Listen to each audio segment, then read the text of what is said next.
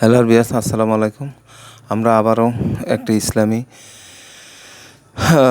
যারা মৃত্যুবরণ করে তাদের দাফনের পর কীভাবে আমরা দোয়া করতে হবে সে সম্পর্কে একটু আলোচনা আসছে। দাফনের পর মৃত ব্যক্তির জন্য দোয়া, ইসলাম ও জীবন ডেস্ক। মৃত ব্যক্তিকে দাফন করা তার কবরের পাশে কিছুক্ষণ অবস্থান করে তার জন্য রহমত ও মাগফিরাত প্রার্থনা করা, ফেরেশতাদের প্রশ্নের জবাবে তার দৃঢ়তা প্রার্থনা করা মুস্তাহাব। রাসূল সাল্লাল্লাহু আলাইহি সাল্লাম এরকম আমল করেছেন বলে বর্ণিত রয়েছে।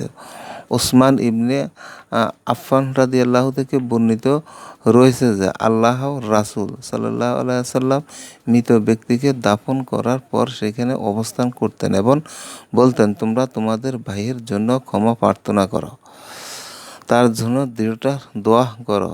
এখনই তাকে জিজ্ঞাসা করা হবে।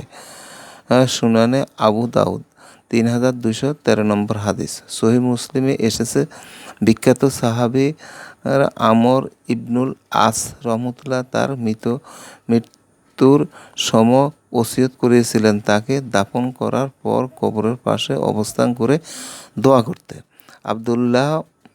আব্দুর রহমান ইবনে সামান সাহ থেকে বর্ণিত রয়েছে, মৃত্যুর সময় আমর ইবনুল আস রহমতুল্লাহ বলেছিলেন, আমি যখন মারা যাব তখন যেন কোনো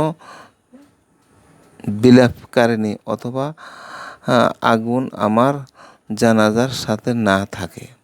আমাকে যখন দাফন করবে তখন আমার উপর আস্তে আস্তে মাটি ফেলবে এবং দাফনের পর একটি উট জবাই করে তার মাংস বণ্টন করে যতক্ষণ সময় লাগে ততক্ষণ আমার কবরের পাশে অবস্থান করবে।